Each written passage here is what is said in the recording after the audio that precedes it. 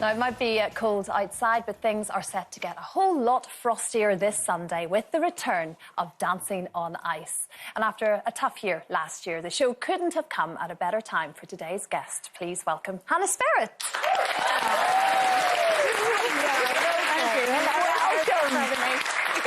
Hannah, you are a braver woman than me, because Dancing on Ice, for me, is probably the scariest show to do live on television. There's literally blades on the ice, and the ice is rock hard. Not to put you off in any way. It's your easy way in. Not to put you off, but I have huge admiration for you, because there's a lot. It's a big experience. It's a lot, yeah, and yeah, it's harder than I initially thought it would be. You know, when they first kind of like went through the schedule, they were like, oh yeah, you know, we need you like 2 hours on the ice every day, 5 days a week, kind of thing. And I was like, oh, that's easy.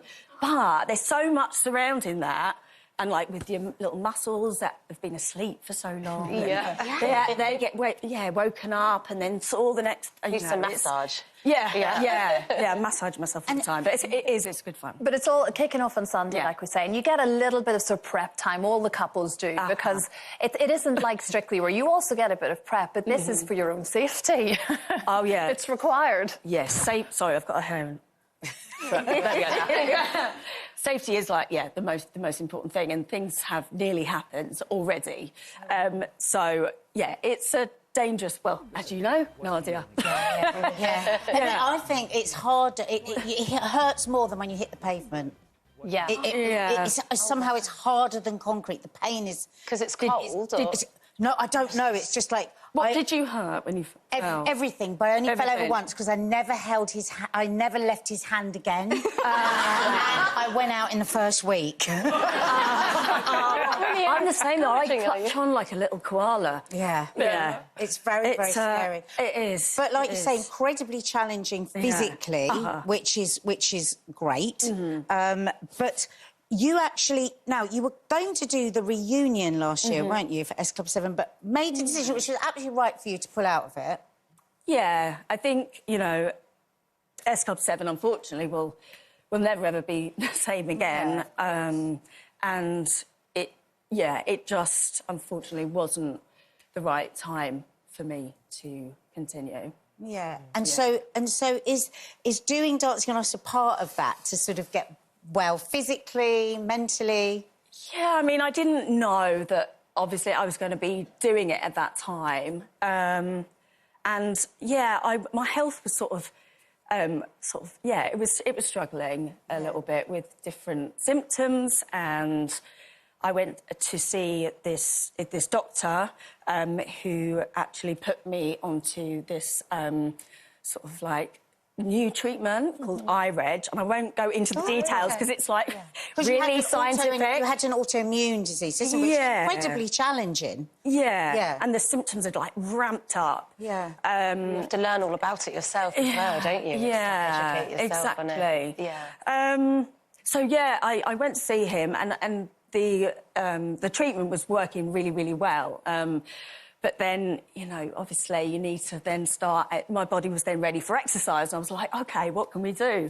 So, anyway, Dancing on Ice, I met on Dancing on Ice, and it just felt like the right thing. Has it been good doing something physical? Because you can't really think about too much then, can you? Because you must be just in the moment all the time. Absolutely. It's been great for anxiety, because you have to focus. It would increase in a different way once you like. Right. You just get a whole different set of anxiety. Yeah, I can't be thinking about my phone or anything. Like, so you really... Yeah, it's been great in terms of focus, exactly. I have to ask, I feel like, you know, you're doing all the right things, and I really admire you, and I think it's not easy when you've got a medical thing in the background as well, but you are moving forward with life, you're not letting that hold you back. Where do you get your strength from? My family. You know, it's one of those. And you keep going, you get these little knockbacks, and... It's a mum thing. It's a mum thing. And it, you know, my energy levels were just so low. And I just, you know what it's like. It's like you're not being the best of of what you can be. Which is OK sometimes. Which is also OK, because also, like, even doing the show, it's like... you know, if I'm to think about it, I'd probably want to be better. But it's like, I'm not thinking... That's the performer in you. Exactly. But, But I'm just accepting, like, where I am. And, I'm sure you're going to bring it. I find it just new focuses, I suppose, Hannah, isn't it? Because like we say, it was a turbulent enough year, and you're sort of, here we are in a new year with a new challenge. Interestingly, though, you wrote your autobiography just last year, Face in the Music. Did you find some sort of peace trying to put... Because you have had this incredible life. I mean, gosh, I know every single word of every single song you've ever performed, you know. Like, you know, we all grew up absolutely loving you, and we've sort of been a tiny part of your life without actually knowing you, but you managed to put it all within this book. It was tough doing the book because it all came... Sorry, I've got to dry my mouth. Oh, lovely, thank you. So, with the book, it kind of came at the wrong time. You know, I decided to do it pre-S Club, what happened that year. And, it just wasn't what I anticipated writing about. I did think about not doing it. But again, you just don't want to... When you set yourself these challenges, you just don't want to give up, do you? You just think, oh, if I keep going, it'll probably...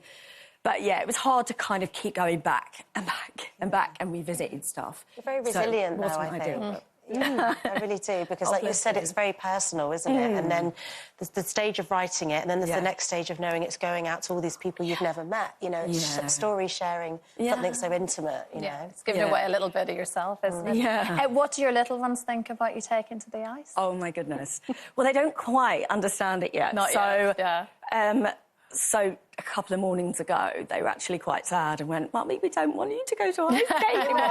But only because it means it's separating us. Once they start seeing sparkly costumes... From this weekend, they'll be there. And then they're going to co-watch. Yes, and then they'll be part of it. Yeah. So it'll be completely different. Yeah. God, my kids 10 years later are still saying, oh, God, it's still so cringe.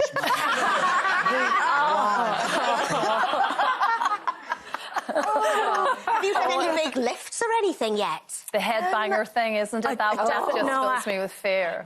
Right. But, I mean... I haven't got to the headbanger. Not yet. They give you a few...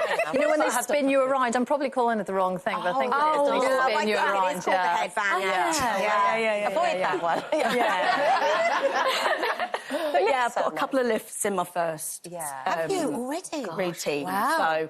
But we put, like, lifts into the routine quite early off ice, but obviously it's so different on ice. But it's something that I was quite sort of up for trying. You're brave. Yeah. You're really brave. Well, I can't wait to watch you. Oh, Really, Hannah? Oh, thank you. But that's absolutely nerve-wracking. So nerve-wracking. You really know the feeling, Hannah, have a brilliant time. Oh, have a great first show, of course, as well. Thank And Sunday, yes, of course we you. will. Sunday, 6:30, ITV1 Dancing Ice. Hannah, wonderful to see you. The book's out there and everything else. Good luck with everything. We'll all be watching and wishing you the best. Thank you. Oh, thank you. So,